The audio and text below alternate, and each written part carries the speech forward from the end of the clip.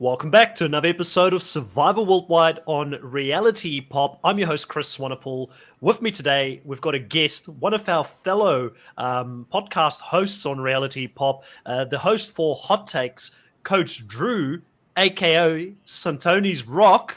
Drew, how are you doing?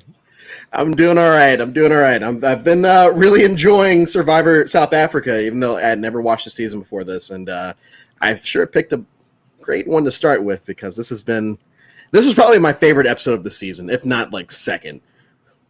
Oh, really? So really excited to hear your takes, and especially coming from you, having the hot takes on this specific episode and also the season as a whole. And, welcome to the Survivor South Africa fandom. It's been a great show for, I think, the last probably 3 seasons at least. There's been some really solid seasons.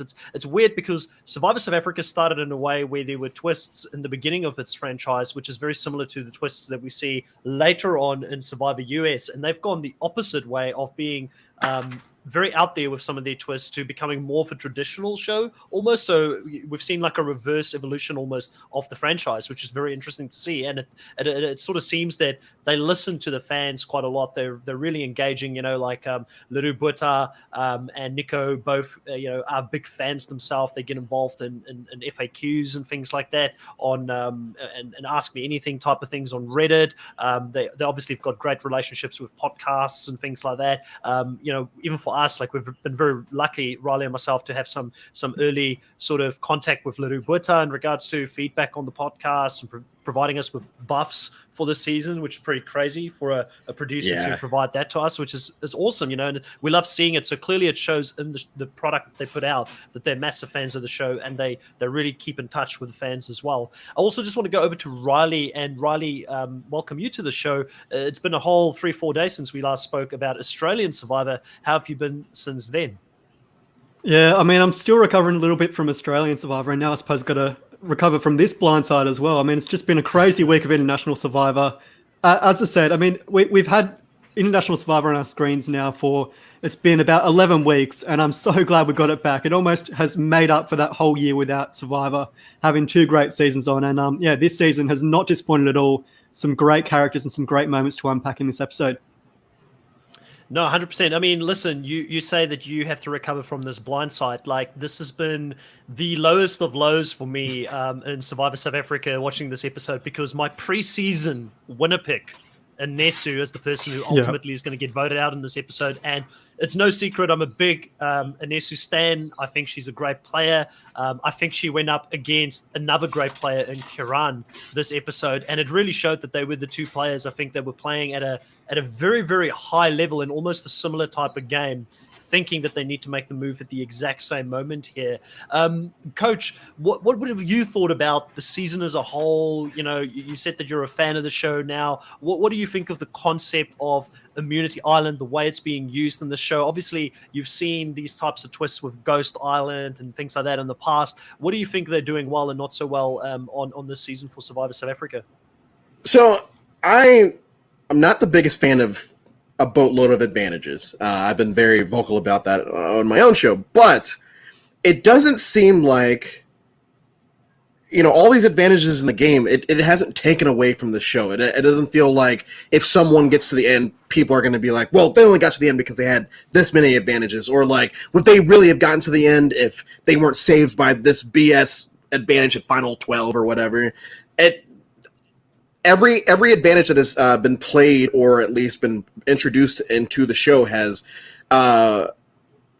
hasn't taken away from the gameplay that's been shown to us on screen. Like, I'm not going to look at Tyson at the end of the season and just be like, oh, well, he was the Idol King, on the parchment, but he was so much more than that. Everyone in the show is so much more than their advantages. And I think that that's what makes this better than an American version, a Ghost Island, because in that season you had Dom and Wendell as the strategists or whatever, and then you had everyone else with the little advantages, but it wasn't.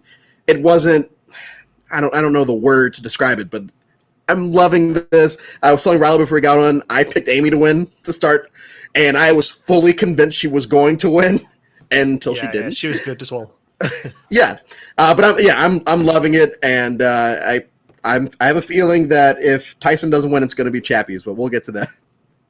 Yeah, listen, it's becoming very interesting, and myself and Riley have had some interesting takes ourselves in regards to who's going to win. And there's a bit of a rivalry because Chappies was my number one pick of the season. He was my number one guy pick. Anessa was my number one girl pick. She was my preseason winner pick, similar to Anthony Winters here in the live chat. Anthony, welcome to the live as always, and Jenny, welcome as well. And Jenny, I do see your comments in regards to Chappies with Immunity Island. We'll talk about that pretty soon. Coming into this, I think it's Riley's got he's got Tyson as his man. It's the person that's in his tribe. He hasn't really backed Tyson to win the show a few times in the history of the podcast. But I know that we're talking about like 4 or 5 episodes ago now. Obviously, things have changed a lot since then. And then I have been very cautious in backing Chappies to win the show, even though I think we're both kind of like we're wanting our guy to pull it off, but we don't want to give them too much props just in case it doesn't happen, because then it might hurt. But for the longest period of time, I thought a woman was going to win the show. I was convinced it was either Amy or Nesu or Carla before she got taken out. What a great preseason player of the game, pre-merge player of the game as well.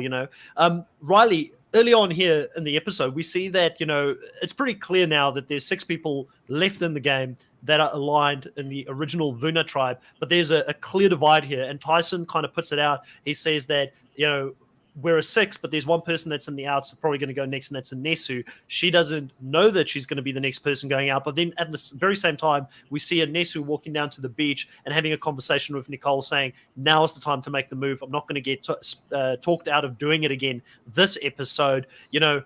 Going forward, this is going to be the theme for the episode here the whole time. It's going to be these 2 factions that are going to be created.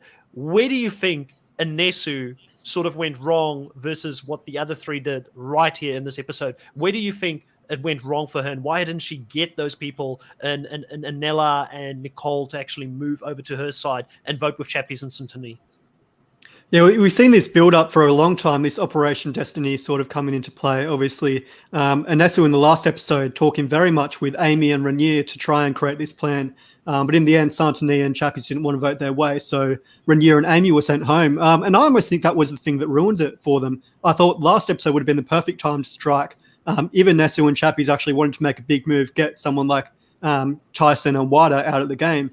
But at this point, it's all down to Anella and Nicole. Where do they want to go? We saw Nicole and Chappies obviously have a couple of moments bonding there. But I think at the end of the day, the thing that might have been the impetus to really push Nicole to the other side was Wada and Tyson picking her to go on the reward, which really seemed like a great bonding experience for her to really get to know the other side of the alliance. And it almost seemed like, once that reward bond was locked in place and she got to drive that Mahindra around the beach, it almost seemed like she was going to go with them no matter what.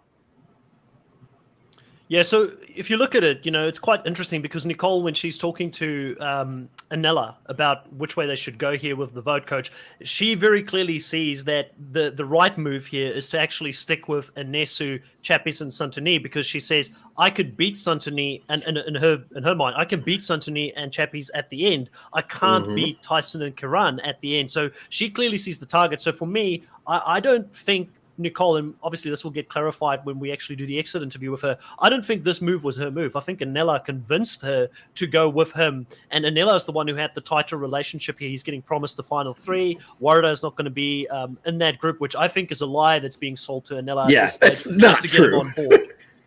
Yeah, it's not true. Yeah, so I was so confused by that. What do you think of this whole situation with Nicole and Anella? Do you think that, ultimately that Nicole and Anella made the right decision here? And do you think that there would have been, do you think I'm correct in the sense that there was this divide between the 2, but Nicole kind of knows, like, Anella is the only person of my original alliance that I've got here. I want to try and stick with him as long as I can. Well, and I remember the conversation we're talking about where it's established that, Smash and Tyson have a closer bond than most people either realize, or they realize that they don't really care about it. I think that Nicole and Smash, if they were working together 100% and both had equal say in their what's left of their alliance, they should have went to the other camp. I think that because Smash was so tight with Tyson and probably bought into this final 3 deal, that is not true. I'll be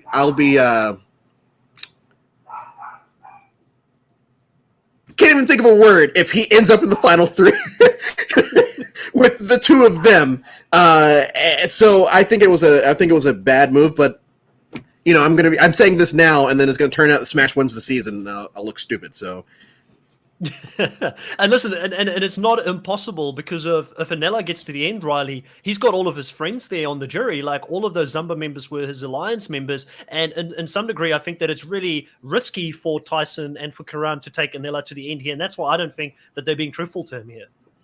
Yeah, and we even saw that Anela had doubts about it in the prior episode when Kiran and Tyson approached him for a Final Four deal.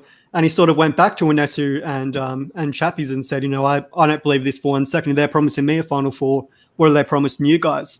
I am sort of surprised that Smash has almost flipped the script here. It does really surprise me because Inesu and Chappies have been working so closely with them. And especially when you consider Tyson, Wada and Anela's relationship in the past. I'm shocked that they've, managed to bridge that gap. And we didn't see too much of them trying to reconcile their differences, and perhaps that's because Wada wasn't as involved in the plan as the other boys were. But I do think it's a very strange decision for Anela and Nicole to take going further in the game. While both Kiran and Tyson and Inesu and Chappies have played very strong games, I'd almost imagine that Inesu and Chappies would be the one you want to go with because, there's more fractures there that you could find your way into the final two, whereas Kiran and Tyson and Wada, by extension, have been a tight trio from basically day one. So I don't see how he sort of penetrates that alliance and finds himself at Final Tribal Council alongside any of them. Yeah, I agree. And it's interesting because Anela and Nicole becomes a very important part of the puzzle here for Chappies and for Santoni moving forward in the game. Because, even though they didn't vote with them this specific round, how do they get here? How do they get to the end without having those two? Because that Tyson, Warda, and Kiran, they're going to go together to the end. They're just the tightest three in the game right now. And then you've got these two duos sitting together. You would hope that they can find a way to work together. But the beauty of Immunity Island, coach, is that, Santoni doesn't have a vote in this next round as well. So, it's going to be 3-3 regardless. Even if Anela and Nicole decides to vote with Chappies, it's going to be 3-3. So, I feel like this was the place to make the move right now. I feel like they potentially waited one vote too long for them in the game. Yeah, I was convinced going into this tribal that it was Tyson. I'm sitting there screaming at the TV, basically. Tyson's going home. They got him. It's over. And then soon as I think the third vote that didn't go his way, I'm like, I can't believe it. They actually decided to keep and I know we sit here and we say that everyone's playing all these good to great games, and I do agree with that. Yeah. Which shows that these people are not oblivious. They understand that Tyson is the threat in the game, yet they refuse to make a move on him. That's basically 2 episodes in a row, might be 3, where it's been like, hey guys, do you not see what I'm seeing? I know I'm on my way out, and I know that you guys think I'm just trying to plant seeds, but also there's a very clear target of strategic, social, and physical sitting right here, and we're not going for him. Yeah, vote me out. I'll vote for him in the end, and I'll laugh in your face because you let this guy basically punk you to the end. Yeah, I mean, Tyson has negated so many votes of his two correct idol plays that I believe he's very close to the Kelly Wentworth record of most votes, nullified via playing the immunity idol correctly. So massive threat in the game in that sense. And Kiran is no slouch either. So those two playing together very closely, I think is very, very dangerous. And Karan has won 2 individual immunity wins already at this point. So you have to break that duo up. You know that's a trio that's not going to break up at any stage. It's stronger than anyone else. So I was very shocked by this. I also want to talk about Santoni a little bit this episode. She ends up not getting picked for the reward here or to be in the team. Tyson doesn't pick her, and she takes a massive offense to the fact that, Tyson would choose her nemesis in the game rather than her to go to this reward challenge. Coach, how do you play with a player like Santoni? Like, for me, she's been great to watch as a player. Love the character. Like, she's a shoe-in for me. If we do All-Stars, and I love Chappies, But Santuni is number one, I think, on the list of people that has to come back and play the game again because she's just a massive character. But how do you play with her? How do you align with a player such as this in the game that constantly feels like they're on the outs and do take offense to these types of things as quickly as she does? Well, first you send her to immunity immunity island just to like soften that, but also you just have to understand that, you know, yes, she might flip here or she might do this or might do that, but as long as I maintain a relatively good relationship with her, I don't see her totally screwing me in the game. Yeah, she might reveal that I've said this, but I don't think she would reveal this, that, or the other. I enjoy watching her play. One of my favorite parts of the episode is, you know, the production trick where it's like, oh, it says under a rock, and there's like zooming in on the rock, and you're just like, come on. She's such a fun character, and I almost want her to get to the end. And, you know, me and Riley were talking about this before the show, but I want her to get to the end, and if she can admit that her strategy was to flip so many times because she never felt like she was a part of anything big, I'd potentially give her a vote depending on who she was sitting next to, because flipping is a strategy. It has worked for some people, like one or two, but it has worked. So I think she's a fun character, but I don't think that she's just doing things just because whatever. I think she's doing it, and I think she knows what she's doing. I think she's aware. Oh, she's an excellent player of the game, 100%. My problem is, like, you kind of hit the nail on the head, is the jury perception of her. Like, do they see her as a person that has played this great game, or do they see her as a person that dashed their dreams on the way to the end? You know, because I've seen a couple of the Ponderosa videos, and I don't know if you've seen that. There's a lot of hurt feelings in that jury in regards to Santini that have jumped back and forth. And not stuck with certain things that she said. You know, Amy is someone she burned really badly. Amy thought she could work with them or with her towards the end of the game. And I feel like that's going to be Santini's biggest problem if she gets to the end. I feel like some people might take a really big offense to that. And, you know, I think it's emotionally taxing on an alliance to keep someone happy and keeps them feeling not paranoid and staying with them in the game as well, to a point where that could have a bit of a negative effect on them as well. But her gameplay, Riley, who does it remind you of? Because, you know, Coach mentioned there's a couple of people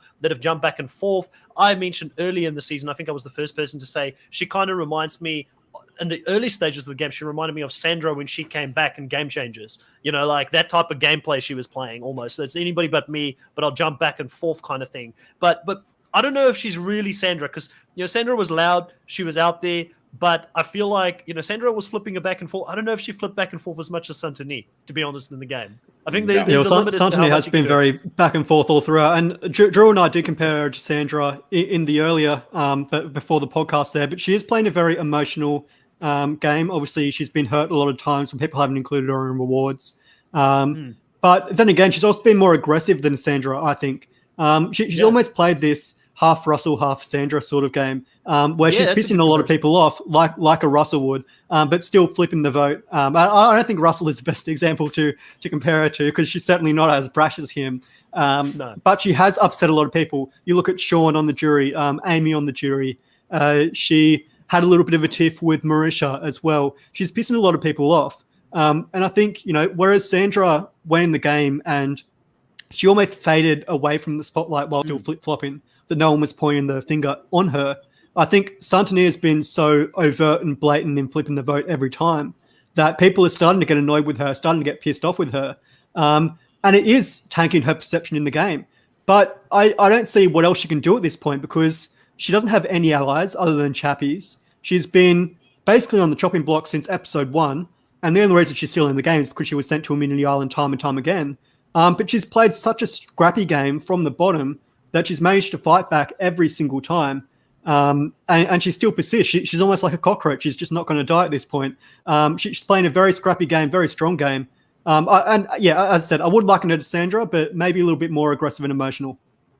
Yeah, like, listen, Santini could be that player that's in your face, getting a massive edit, that's jumping back and forth, that potentially could win this game because she's had enough airtime, she's had enough confessionals. We've seen the game through her. She's narrated to us so long, but we, for some other reason, keep looking away from her because she's sporadic and she's jumping from one thing to the other thing, and we see other people maybe not liking that too much or saying that she can't keep secrets and things like that, and she does talk to everybody about everyone's secrets, so we kind of write her off as a potential winner, but I don't think we should be writing her off as a winner based on the edit she's received so far, and also based on the game she's played. Like Coach quite rightfully says, it comes down to that final tribal council performance. Can she lay her game out there and let them know that this was the game she didn't want to play? Because she's mentioned that to us before, even in the confessionals. She didn't want to play this game. She's been forced to play this game. She's adapted to this game. So I do want to give, we haven't spoken about her game enough, I think, on our podcast, Riley. I want to give her a lot of kudos and respect for the fact that she's gotten as deep into the game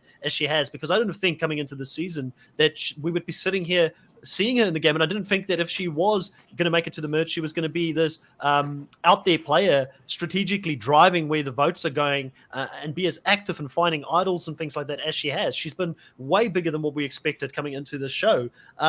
Also, want to have a bit of a look here at the reward challenge, right? So they go through the reward challenge finally. They win the reward. They say, every South African knows what a braai means to South Africans. Now, being a South African, a braai is a barbecue. We love our barbecues. Like, if we could braai every night, we would braai every single night. We love our meat. We love cooking up. And it's kind of how you get all the family together, sitting around a campfire and bonding. It's where you get this camaraderie and things like that going. So they get a little bit of a taste from home, having this reward that they can enjoy together. And finally, we get some personal content from Tyson, because my number one critique for Tyson this whole season has been from a normal edit type of edit. You want to see some personal content from this person to know that, yes, they're going to be someone that I want to root for. I want them to win the show, because it could just be that he is very much I'd love to know if Tyson is an introvert, because he comes across as a bit of an introvert. He might just not be as extroverted, but we haven't seen this personal content. His brother sends him a letter, Coach, give him a little bit of a sports update, because Tyson's quite a big sports fan. He's really into football and things like that.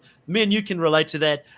Do you think, looking at Tyson as a whole, do you think that this is a potential negative on his edit as a whole in the show, that he's been very game body? A lot of it has been around the strategy and finding idols, but we haven't necessarily seen some of that personal content, or do you think that I'm looking into this too much at this stage?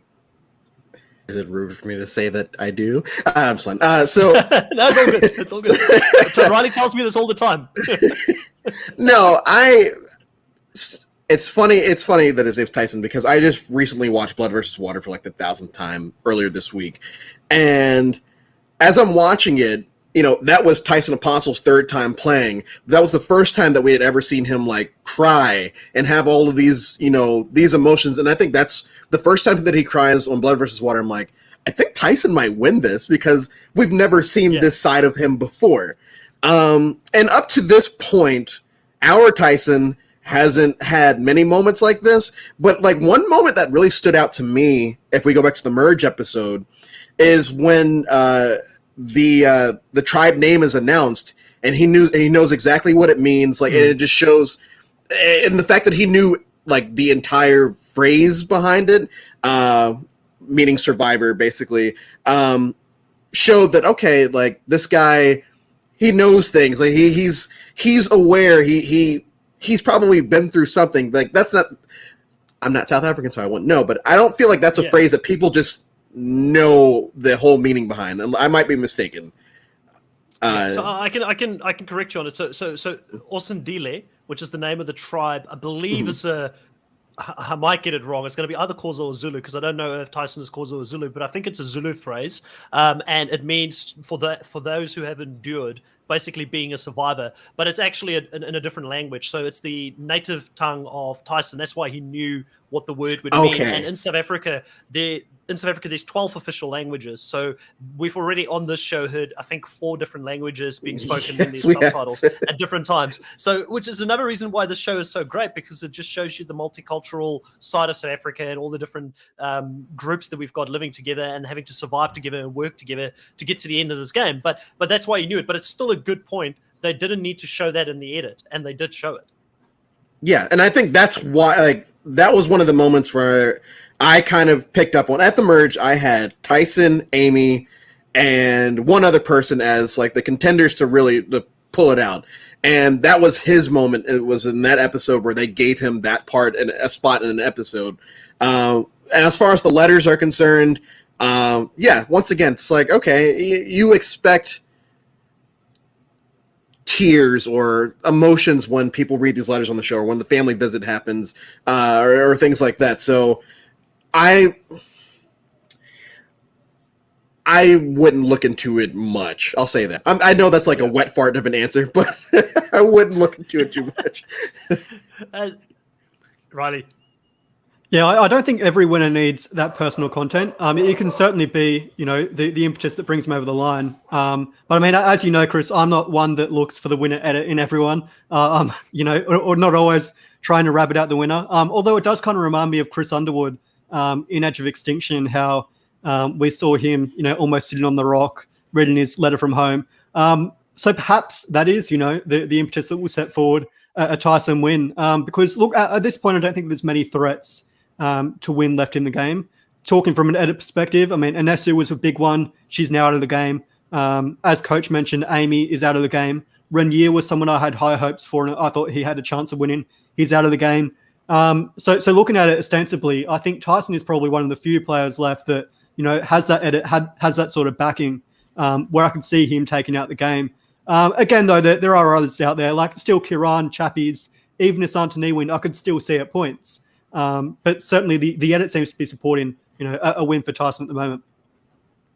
No, 100%. I mean, like you kind of said there with Chappies, there's a couple of, places within the game where we see a lot of personal content from him. We see, there's a lot of people, he's controversial at times. People say, he's difficult to live with at camp, or he's this busybody, but we see him being a hero. We see him save like half of his tribe, go out there and do all of these challenges and still be in the, like the fact that Chappies is in the game at Final 7, being as much as a physical beast as he is, to me, is absolutely mind-blowing. And I think that they've missed a massive opportunity. This guy could easily go on a run here and do what some previous winners have done by just winning out towards the end here, because they just haven't taken him out yet, right? And we see this personal content of him being seen as a hero. We see the personal content of his pregnant wife being at home, that he had to leave to come and play the game. Like, I feel like there's a lot of story that we've gotten about Chappies that wants you to sort of shout for Chappies and want you to be behind him, to push him forward. And I love looking into the edit. It might be absolutely nothing.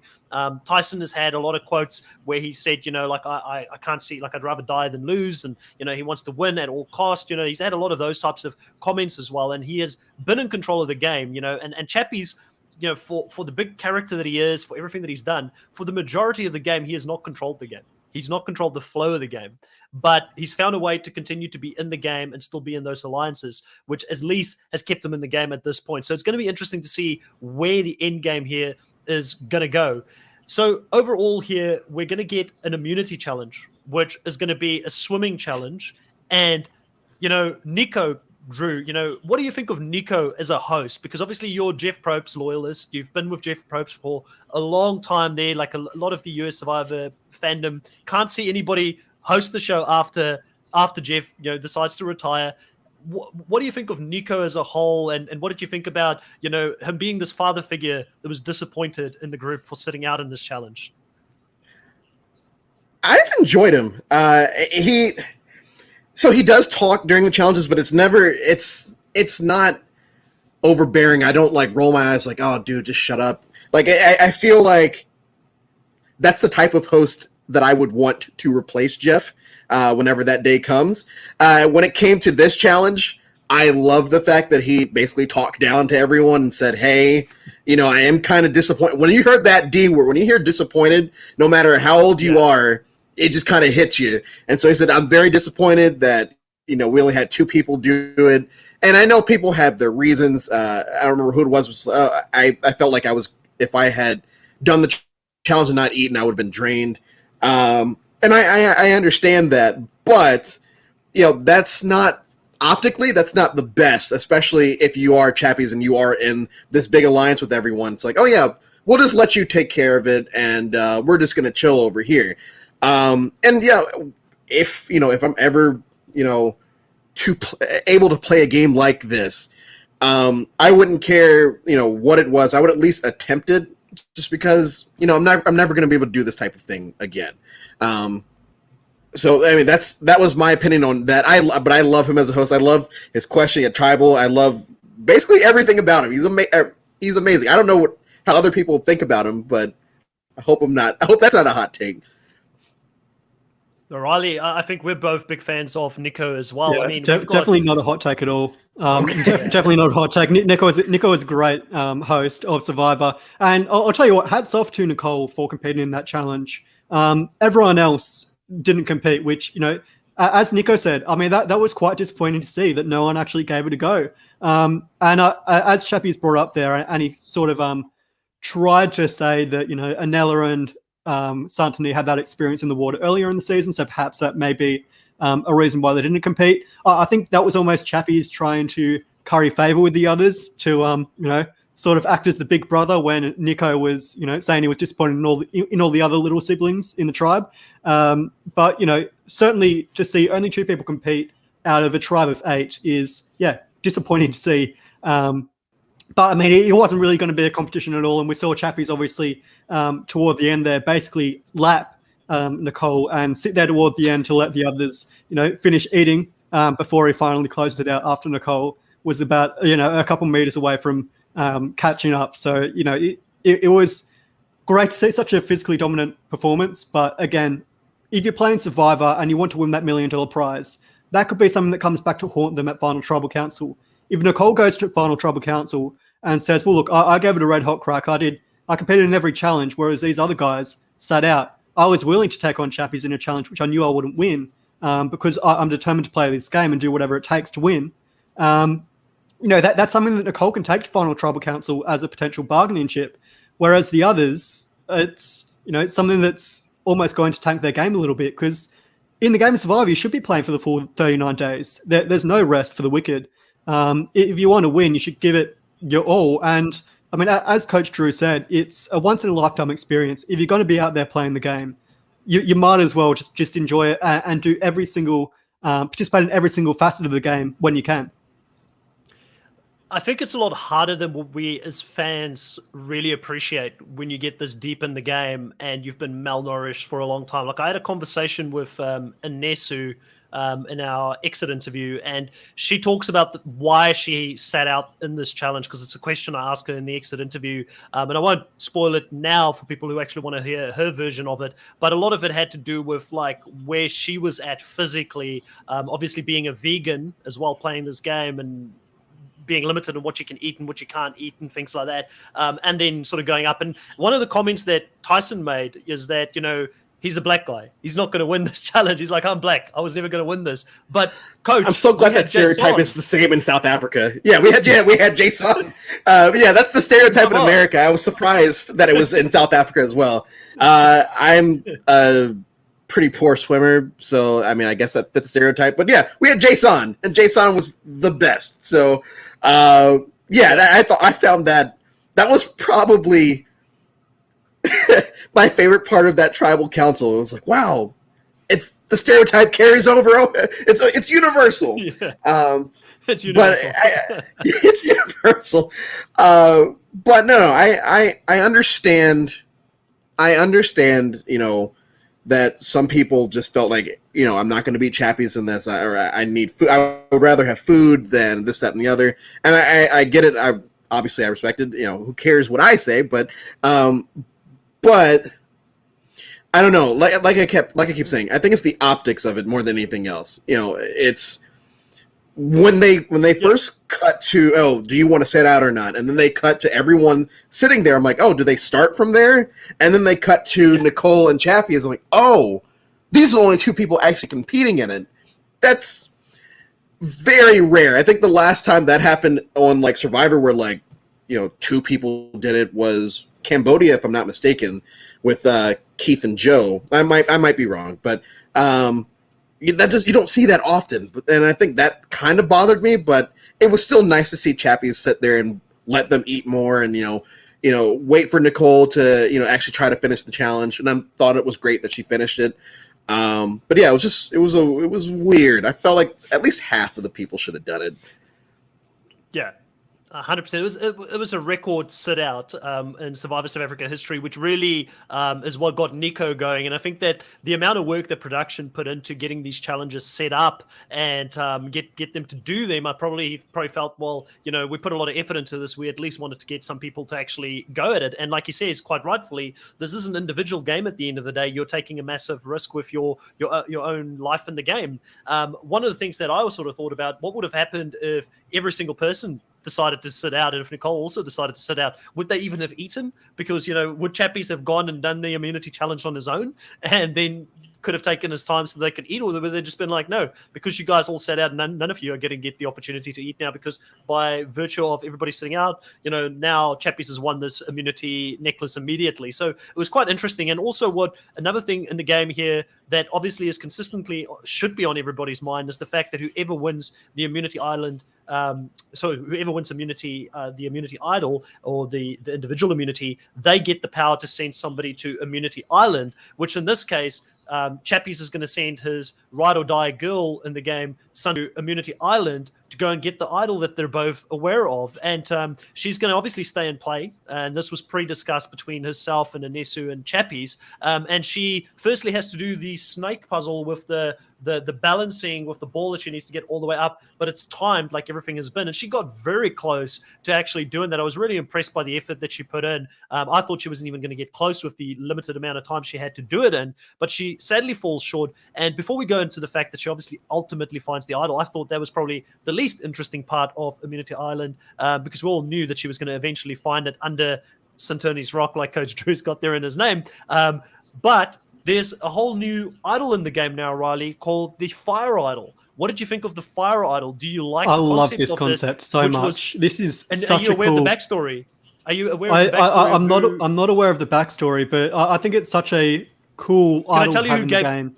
Just before you go into it, can I give you a little bit of the backstory here on who actually brought this idea up to the producers and why the producers used it? It's Nick Adanzia from Australian Survivor who spoke to Leroux Buta and said, hey, this is a cool idea. The Fire Idol is something that we should be using in the game. And Leroux Buta, again, listening to the fans, listening to the worldwide Survivor community, put it in this game. So go ahead and tell us what you think about it. But I thought it's pretty cool for the listeners to know that this was actually a Survivor alumni of Australian Survivor who brought up the idea, and now it's being used in Survivor South Africa.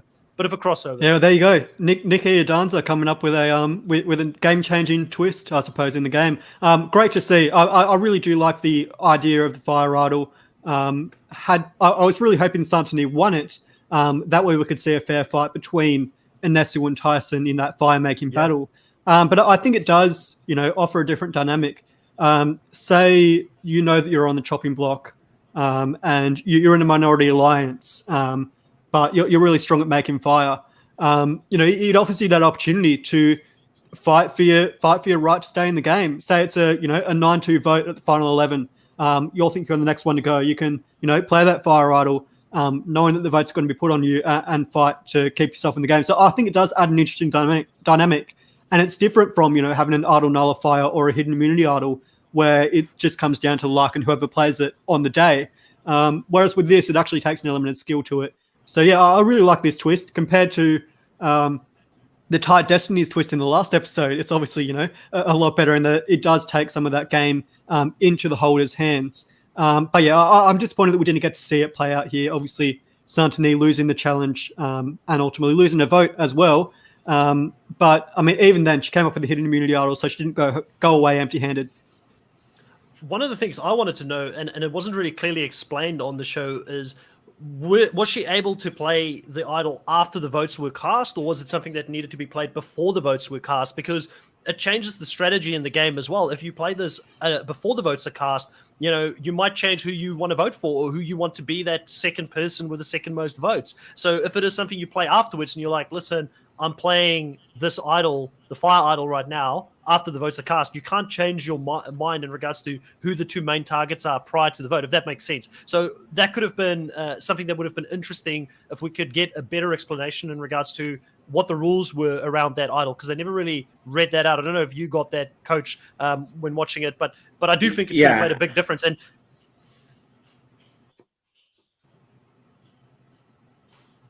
Yeah, so basically, looking at that, I think it could have made a big difference, and also, funny enough, Santuni doesn't think it's a very strong idol there, Riley, and she didn't see much of a use for it. She's more concerned about the fact that she lost half of her auction money going into the next round compared to having a potential extra idol up her pocket because she could have had 2 idols.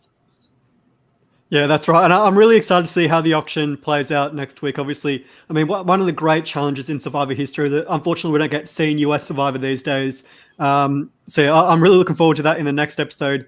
And, maybe Santini can do something creative with her limited amount of money. Maybe find someone's fingers to lick, or as Eric did in Micronesia there. So there's always creative ways to get around it in the Survivor auction. But yeah, really looking forward to seeing what comes up for grabs in the next episode on that one.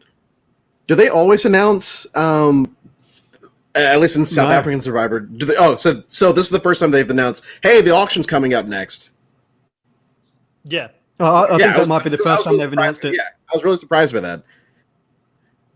Yeah, so what they sometimes do, like for instance, there was in the previous season there was the Island of Secrets, where someone went to the Island of Secrets and they got a heads up in regards to a tribe swap coming. So they were told, like, listen, you're on the Island of Secrets. There's a tribe swap coming. You can decide to go back to your tribe today and not have immunity, or you can stay on the Island of Island of Secrets, have immunity, and you've got a choice of the 3 new buffs for the 3 new tribes, and you can choose which tribe you want to go to when the tribe swap happens. So sometimes they do bring like interesting little changes to the dynamics and stuff like that to the game. So if you were in a great alliance with your team, you might go back to them, risk potentially being voted out, but you could give them a heads up that there's a tribe swap coming, so everybody's prepared for it in advance. Or you could be selfish and stay, keep the immunity, and only walk up when the tribe swap happens, and then choose which tribe you want to go into, and effectively kick someone else out of that tribe to go to another tribe, type of thing. So Survivor South Africa always does interesting things with their twists. You kind of mentioned this in the beginning of the episode, where there's a lot of twists and there's a lot of different advantages, but it does seem like they try and make it not overpowering. So it's not to a point where it completely dominates the game, throughout. It might be valuable for the next vote or 2 votes, or even, the tribal council pass, which we haven't spoken about too much, which we're going to be talking about pretty soon. The tribal council pass in this specific iteration of the show can only be used up until the final 7, not the final 5, like in some other shows, which I think is a good balance, because again, it eliminates the opportunity for there to be like an advantage get-in with too many advantages getting too deep into the game, for instance. So those are things that I quite appreciate when it comes to the way that they sort of structured the show. Also, we basically see at this stage here, after the challenge, now all the different alliances are going to start talking. We've spoken about this earlier, that, Anela is being promised the world here by Tyson and Karan. He's going to be in that type 3 with them, and they're going to kick Warada out down the line. So he's convinced he wants to work with them. You've got the other side with Inesu and Chappies really working hard on Nicole and Anela to get them to come over to their side to vote out that group. And ultimately, we know how it's going to play out at Tribal Council. But Inesu has got a Tribal Council pass that she's taking with her, and she says that if she gets any wind of the vote potentially going in a different way, she's not afraid to play it, because she kind of feels like with the numbers, she probably doesn't even need to play it in the next round. And she ultimately feels comfortable enough that she doesn't play it. And I asked her the question, what do you think your biggest mistake was in the game?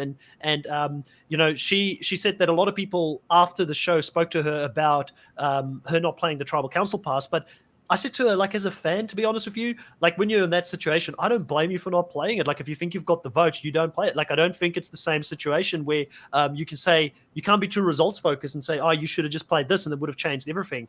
Clearly the game went wrong for you somewhere earlier than this specific vote where they wanted to get rid of you. And for me, I think that Inesu was seen as a jury threat because she was the closest member of Original Vuna to the Zumba members. She spent the most time with Zumba as well. And she spent the least time with Anela, who she needed a vote from in this specific episode. Anela was Zumba throughout this whole process, and Inesu was Vuna throughout the whole process. They never swapped together into each other's tribes. So I think her being a massive jury threat at the end is ultimately what made them decide not to keep her in the game at this point. Would you agree to that, Coach? Yeah, I would agree. I feel like as the season has progressed, my list of people that could potentially win, which is different from the people that I want to win. The list of people that I could see winning, had people like Anesu and Chappies and Tyson and all these other people. So if you put her in front of a jury, if nothing else, people are going to look at her and say, we like her. And we also know she was playing the game strategically, and she was no slouch when it came to challenges. I'd give her a vote. I feel like, the reason, and I know we talked about this earlier, I think the reason that Smash went with Tyson's crew was because, one, they were close, but like you just said, they didn't have, they rarely worked together and or interact with each other until the merge. The merge is when, they actually start to interact, and even then, we don't see much of that. So, I don't think that it was a bad move not to play it. I would say it was probably a good move on Tyson's alliance to say, hey, we're going to keep this as quiet as possible. We're not going to let anything leak. So we want her to feel as comfortable as possible, just in case anything, nefarious might happen. And, we get there. She has no idea it's coming. She leaves. But I'm assuming you're about to talk about, our boy Chappies is still in it. He's still in it. Yeah, Chappies is still in it. We've got Jake Jesperson, who's also a part of the Reality Pop crew. He's been on the show for the Survivor Worldwide a bit. Jake, we need to get you on one of the recaps, and I'll talk to you offline about that at some point, even if it's a retrospective by the end of the season. And he says Chappies for the win, and I'm with you, Jake. Chappies is now that Inesu's out of the game, Chappies and Sintani becomes my number one and number two for trying to get them to the win. But I do think, and this is a no. Tyson, I know you listen to these as well. There's no disrespect to you. I love you as a character as well. You're just in Riley's team, but I will give you all the credit. You've played a really good game, and if you do win it, I'll be very happy for you. But I've got to stay true to my team here towards the end, and hopefully we get a win at the end. But Chappies gets the Tribal Council pass, Riley, and I was quite shocked because I think this is a Survivor first where we've seen someone get voted out and then pass their advantage on to another person. And I know with an idol you can't do that, but I don't think the rules were the same around the tribal council pass, because from what I've been told, she only received this little wooden block when she got it. So I don't think they set any rules in place for it not to be passed after she was voted out. So great move on her here, and it really shows us how close they were in the game. And it kind of caught me left field because I knew that they were close throughout the game, but I didn't know how close they were. Yeah, I don't know if it was a first or not. For some reason, I think I remember an Australian Survivor or Survivor New Zealand, there has been an instance in the past where someone has willed an advantage to someone after being voted out. I can't recall the exact scenario. Maybe someone can, correct me on that if I'm wrong there. But yeah, it does add an interesting dynamic when you can sort of will an advantage to someone after being voted out, without it being a legacy advantage. It does make for something that's, it can create some trouble. Obviously, in Australian Survivor, we just saw someone voted out with an advantage or two. So if they were able to will that back into the game, it does create an interesting, a very dangerous precedent, I suppose. But yeah, no, Chappies now has the Tribal Council pass. He has the ability to use that now at only the next vote. So obviously, he's going to have to use it next time. See how he uses it will be interesting, whether he plays it to keep himself safe, because we know he's been a target time and time again, or if he plays it to eliminate someone from another alliance, like say a Tyson or a Karan, so they can't vote at the next Tribal Council. But yeah, it gives obviously Chappies another bow in his cap. Obviously, Santini then has the idol as well.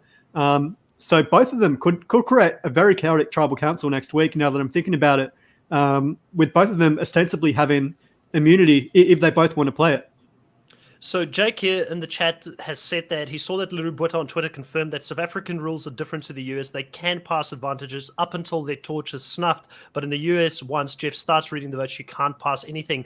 Me personally, if we put it out there, I really like this rule. I like the fact that you can pass an advantage onto an ally or something like that, because it just makes that the relationship part of the game, the social part of the game, that much more important, that you need to think about, even if you're betraying someone or you're backstabbing them, like Sarah did to Sierra Dawn Thomas. Sierra Dawn Thomas, exactly. And Game Changers, when she backstabbed her, she still got the legacy pass because she had to think about how she did that. I like that dynamic within the game. I think it's a cool extra dynamic that people need to think about. And again, it just makes anything that makes the social game more complex, I love. And this, for me, does. And it's better than just going planting another advantage in there for someone else to randomly find. And especially the way that they do it these days, they put an advantage in a tree. It's really visible. It's not hidden properly. Like, at least in Survivor South Africa, you're not going to find an idol without a clue or without being sent to Immunity Island. It's a bit harder to find it. I mean, Chappies was looking all over this whole season. He's been looking for an idol. He's not found one yet, but finally he's got his hands on a tribal council pass. So going into next episode, it's going to be very interesting, Coach, because, both Santini and Chappies potentially could be immune this next episode. They could find themselves in a position where either, Chappies plays the tribal council pass on himself, Santini plays the hidden immunity idol on herself, which would make both Anela and Nicole the next targets. Nicole probably being the person they will want to get rid of first, because it looks like they would want to work with Anela to a certain degree.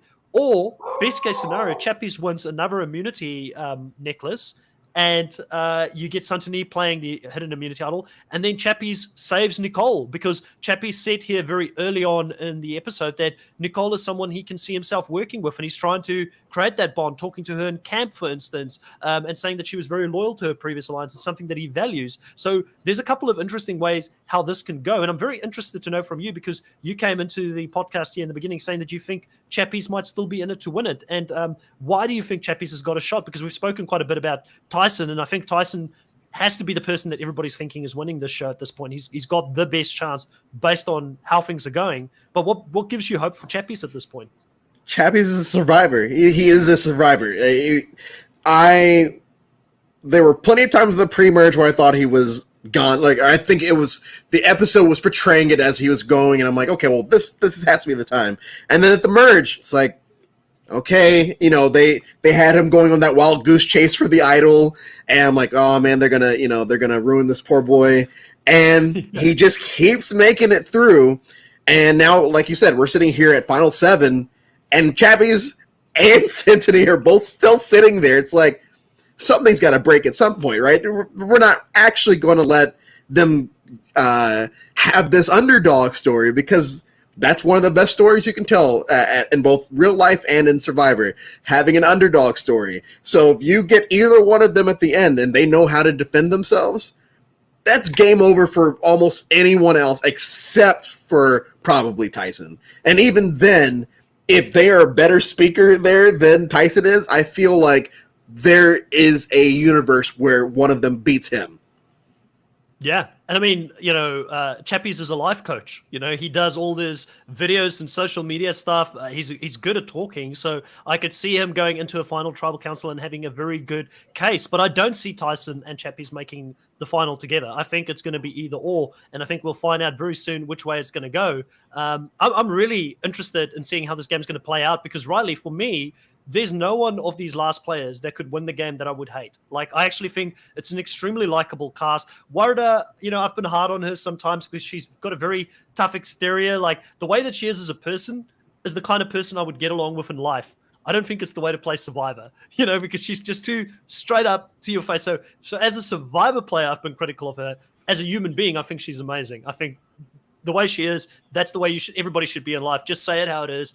Be upfront and straight to people's faces. I love that. But, I wouldn't hate her winning it. I just don't see her winning it, really. But any of these casts that is left in the game, I think they're all really, really good players. And I've enjoyed watching the show play out. And there's been some amazing players that's been voted out prior to this. Yeah, I think Tyson and Chappies definitely have the most prevalent storylines to win the game. But when you look at the other 5, there are still, I think everyone has a chance to win. Anela obviously being one of the OG Zumba members. If he can get to the final tribal council, given that the jury will mostly be former Zumba, that might work in his favor. Nicole too has that same advantage there. Kiran, if he can separate himself from Tyson, has legitimate claim at the end. Wada, for the same reason, if she can flip away from Kiran and Tyson and take ownership of her own game, she has a reason to win. Chappies and Tyson, we discussed them. And obviously, as we said with Santini before, she's played a great game to this point. She has a great story to tell at Tribal Council. And if she can state her claim and speak well at Final Tribal Council and say, I've been on the bottom since day one, I was considered the weakest, so I was sent to Immunity Island, and then I've used that to create alliances to use his advantages to propel myself in the game. I've flipped to where I need to be to get myself further in the game. And ultimately, it's gotten me to the final two. That's a reason for her to win. So at this point, there's 7 potential winners. And I think, Chris, you're in Chappie's camp. I'm probably going to have to say I'm in Tyson and Karan's camp, leaning more towards Tyson because I think he's had the more overt, strong game there. But look, there are a lot of legitimate contenders. And you got to remember, Chris, when we came into the season doing our preseason draft, Drew, our last 4 picks, our last 2 male and our last 2 female were Tyson, Wada, Anela, and Santini. And despite being our last 4, they're still, 4 of the last 7 now at this point in the game. It's just crazy to think, Chris, how your top 2 and your bottom 2 were, ultimately your final 4 here on the team. And obviously, you'll be losing to Nesu, someone you spoke very highly of throughout the season. And she played a great game throughout, a great social game. But in the end, I think for her, what hurt her the most was being separated from that threesome of Kiran, Tyson, and Wider for so long, and not having that opportunity to bond with Anela until the merge. So, obviously we see her go out fighting, though. She was always willing to make big moves and try to get the likes of Amy on board to help her create a plan, but in the end, it just didn't work out for her. No, 100%. I mean, it's been such a great season to watch these players play. And Nesu here falling at the spot. It's going to be super hard, Coach, when we get to the end of this season and we talk, like, Survivor South Africa has never had an all-star season. So this is season 8 of Survivor South Africa. Earlier on, we had someone saying that they really want Santini to win this season because Survivor South Africa hasn't had a female winner in a long time. So I believe Survivor South Africa's last female winner, I don't know how much you want to be spoiled, so I don't really want to say, but it's been a long time, Coach. So, you might want to go and watch some other seasons. But I absolutely will be going back and watching other seasons. So. And I'll talk to you afterwards. I'll tell you which ones I think you should watch first before going back to some of the, pretty much from season. I'd say watch season 6 and 7 first, then go 5, and then go from 1 to 4 would probably be the best way to go. But, it's been a while since a female has won it. There's been a few recent winners that have been males. So they want Santini to win it.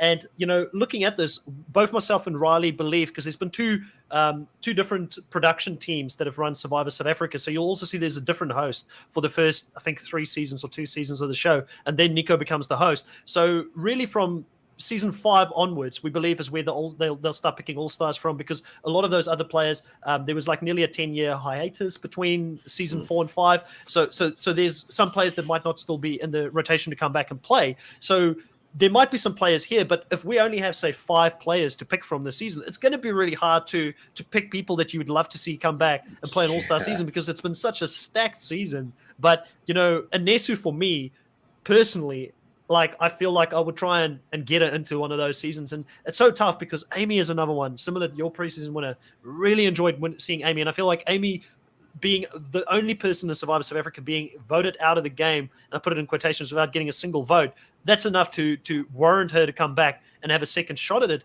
But if you pick both Amy and Anesu, you've only got 3 other players that you can bring back from this season. So, and I would want 0 winners to come back, because I just think it's an absolute waste bringing winners back to play the game again when there's not going to be a lot of winners in the game and they're just going to be voted out immediately. So maybe we lose a Chappies or a Tyson as a potential returnee if they win the show, or a Santini, for instance. But if we had to look at it right now, Coach, and you had to make a bold claim, who would be your top 3 must-have? These are the 3 people you'd love to see come back and play an all-star season. Tyson, Chappies, and Santini, yeah. Those 3. If I'm going to take Tyson off the board, assuming that he wins, then, very biased, but I just love watching Amy play. I love players like that, so I would put her, and especially with how she went out, I would put her. If Tyson were to win, I would put Amy up there. Actually, if any one of those 3 were to win, I'd just replace them with Amy.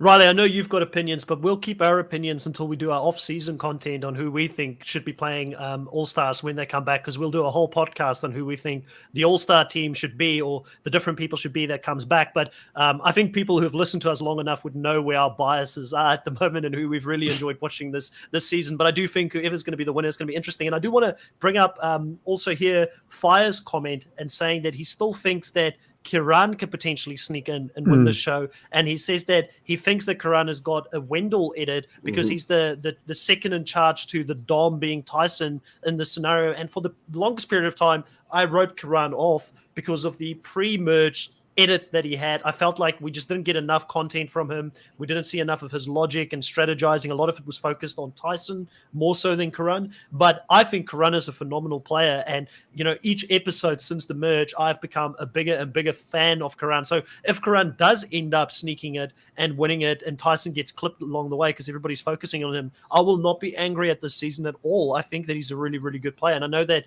Riley has been very high on Karan throughout the whole season.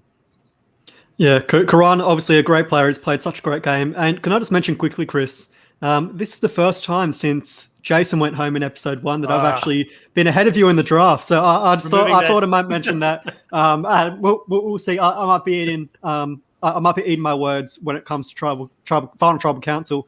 But yeah, no, there are so many legitimate winners at this point that I could see a Karan win. But yeah, I think as we've discussed, Tyson and Chappies are playing such strong games. They're probably the leading contenders. But yeah, again, I'd be happy with anyone winning at this point, especially if it's Karan. Yeah. Coach Drew, any other hot takes that you've got for us on the season? Things that you didn't get an opportunity to talk about since this is your first time watching any international show? Mostly just questions that I could ask afterwards. But no, like I said at the beginning, I really enjoyed this. I had seen... What did you think of the backdrop? What did you think of the backdrop, like this being in South Africa? How does it look for you, the show, the backdrop, the way the challenges are put together in this backdrop, compared to what we're used to seeing on an island location? Well, one, it seems like it rains all the time. It also seems like they're cold all the time, or at least they're all like, especially when they're giving confessionals, it's like they're always like bundled up in their little coats or whatever. I don't know if that's because of the rain or because it's actually cold, but I like this location. I was curious, with Survivor South Africa, New Zealand, Australia, if they just film in their actual countries or they go elsewhere.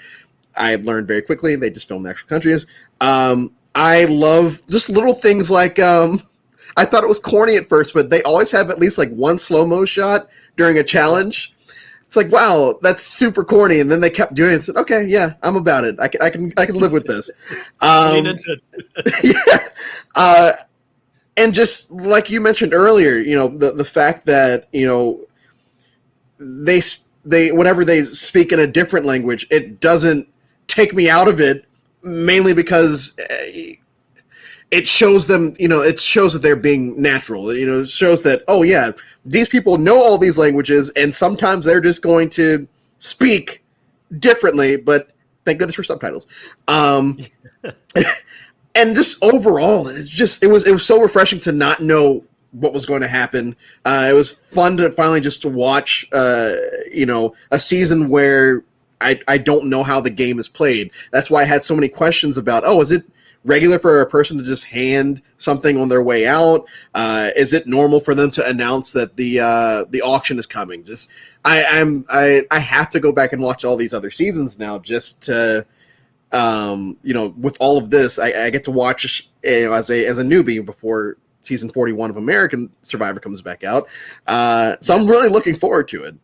And I love the Jason thing. I know that happened eons ago, but Rainier, I love that. Yeah, that's probably my favorite part of the season. Yeah, probably my favorite part of the entire season, because it seems so contrived. Like this has got to be. He has to see him doing this, right? This is not. But yeah, I've just really loved it, and I appreciate y'all having me come on and finally be able to talk about it. No, we've been really happy to have you on board. And at some point, I think, the next thing that we now need to do, Riley, is convert Coach into an Australian Survivor fan as well. That's Absolutely. The next thing we need to, at some point, get him into. I know that, he's had his own perceived, you've had some things put out there by people like Russell Hans, I think, that have, said that Australian Survivor isn't as legitimate and all those kind of things, where a lot of US fans who know Russell Hans might think that there's something to it because he actually played it. But, I've said it a few times on here, like, I think Russell Hines just, he wasn't happy about the fact that he got voted out early, and he was humbled in that season. There's a lot of pretty legitimate things about Australian Survivor, which we'll talk about off air because it's not the same show that we're talking about right now, but it's definitely, I think, a show that's worth giving a go as well. And for any of the English speaking countries now, like, I think it's really cool that we're getting more and more international people watching each other's Survivor. Like, we've been watching US Survivor since season 1, or I did, and Riley's backtrack because he didn't actually, I don't think you were born when season 1 played, Riley. So it's fun. It's really, really fun to share the different cultures and how different people interact within this social experiment in this game that we believe is the greatest game on television, which is Survivor. All right, well, Coach Drew, going over to you, what do you have coming up? Do you have some hot takes coming up on Reality Pop? Do you have anything planned, or are you just getting back into the swing of it? We're getting back into the swing of it. We have a Big Brother hot takes type segment coming out on Sunday, and then we have one more of those before we start going back into the Survivor ones, and I'm really excited. It's just counting down the days until we get American Survivor back, but I think this South Africa should be wrapped up by then, right? I mean, unless I'm mistaken. Yep. So that's what we have coming up in the next couple of weeks, just a couple of Big Brother segments, and then we're right back to Survivor, and I'm really looking forward to it. Just a quick one here from Brian. And by the way, everybody that's been on the chat today as well, Anthony, Jake, Fire, Jenny, Marcus, all you guys that support us every single live stream, that jump in here and come and listen to us and take a part in the conversation. Chris Dixon, I think I might have forgotten your name in there as well. We really appreciate the comments. We really appreciate the questions you ask us. It's so much more fun to do this with the community and to engage with you guys with these things. So Brian has brought up a very important one here as well, to see the diversity within the cast here for Survivor South Africa and the amount of people of color that play in this season. It reinforces the importance of it in a Survivor game. How have you found this, Coach, watching? Obviously there's going to be some massive changes to Survivor 41 and Survivor onwards, and there's already been massive changes in Big Brother, which has resulted in, I haven't watched this week, so don't give me anything about what's happened this week, but it's resulted in a pretty strong people of color alliance, I believe, called the Cookout that season. It's just great to see the diversity, right? And what have you thought about this in the Survivor South Africa season? Was it something that was quite visible for you? Yes, it was, and I don't think that it was. I don't know why it wasn't visible to me at first. I think it hit like episode 3. I'm like, wow, this is a very diverse cast, and not just we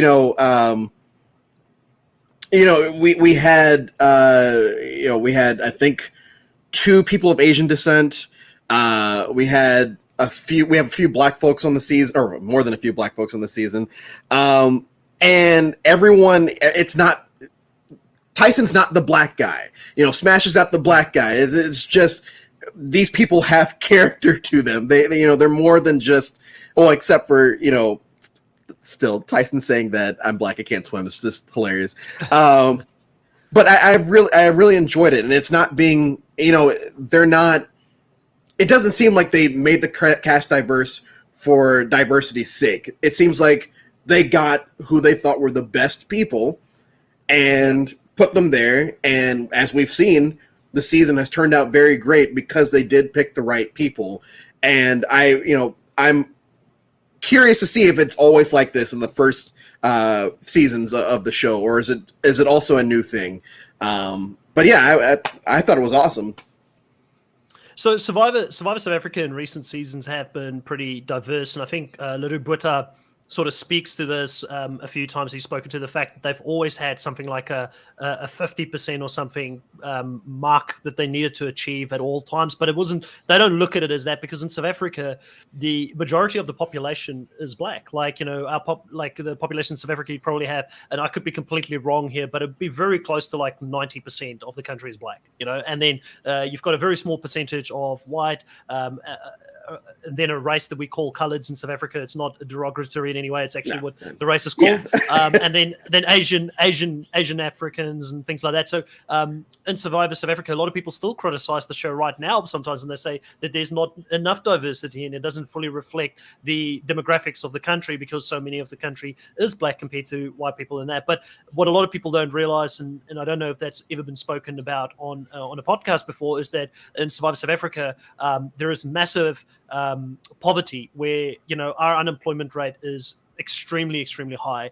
And Survivor South Africa plays on a pay-to-view channel. So what they probably look at is the demographics of who can afford to pay for the channel and what demographics watch the channel, and they try and reflect the people playing the game to be very similar to those demographics, because there is still inequality in South Africa. There are obviously, being a white South African myself, I know that we came out of a position where for the longest period of time, we were ahead. We had better opportunities and things like that. Apartheid's only been around for a little bit more than 20 years, 24 years, 25 years now.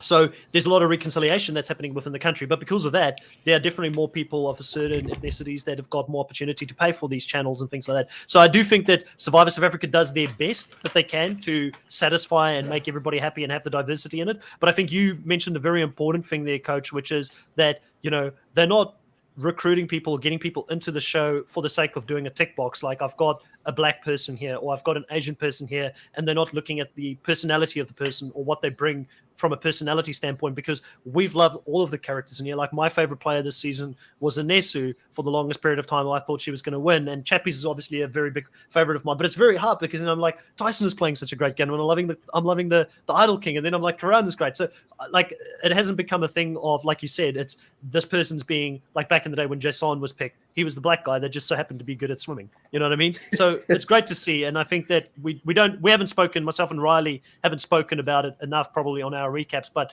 I definitely appreciate it. And I'm very much looking forward to seeing what Survivor season 41 is going to be like, and moving forward, what that's going to, because we already started having more and more diversity in our cast, even with Island of the Idols. It was known for the wrong reasons, but outside of the wrong reasons, it could have been a very, very top tier season, right? So anyways, I digress. I want to go over to you, Riley. And Riley, I do want to give you an opportunity to let us know what you've got coming up on your other channel, Snuffed. Yeah, well, I'll be recapping the first half of Australian Survivor over on my channel this weekend, so keep an eye out for that. I'll also be doing a power rankings in the same episode. So, recapping the first half of the Australian Survivor season prior to the merge, and again, a power rankings as to where everyone sits at this point in the game, headed into a very exciting merge in Australian Survivor. And obviously, Chris will be back next week to discuss the next week of episodes of Australian Survivor. So some very juicy stuff happening over there in Cloncurry in the Australian Outback.